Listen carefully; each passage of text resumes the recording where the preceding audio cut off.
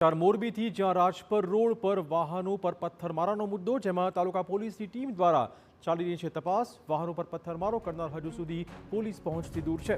પથ્થરમારામાં 7 થી 8 જેટલા વાહનમાં નુકસાન પહોંચ્યું હતું। ઘટના સ્થળે પોલીસે પથ્થરનો જથ્થો કબજે કર્યો હતો। પથ્થર કોણ લાવ્યું તે વિશે પણ પોલીસ હાલમાં તપાસ કરી રહી છે। વધુ વાત કરવા જોડાશે અમારા સંવાદદાતા ભાસ્કર, શું વધુ અપડેટ?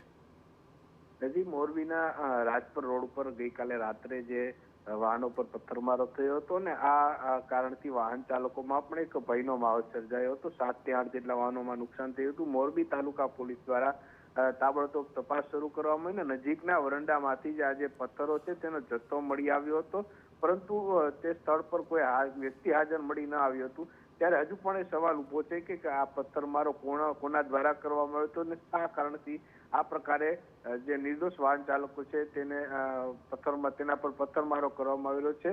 હાલ મોરબી તાલુકા પોલીસ દ્વારા અલગ અલગ એંગલથી તપાસ હાથ ધરવામાં આવી રહી છે કે ખરેખર અહીંયા જે આ પથ્થર છે તે કોણ લાવ્યું છે અને શા કારણથી આ જે વાહન ચાલકો છે તેના પર આ પથ્થરમારો કરવામાં આવી રહ્યો છે। જી ધન્યવાદ ભાસ્કર, તમામ જાણકારી બદલ। તો હાલમાં આ પથ્થર કોણ લાવ્યું હતું, શા કારણે આ પથ્થરમારો કરાયો તે મુદ્દેની તપાસ થઈ રહી છે।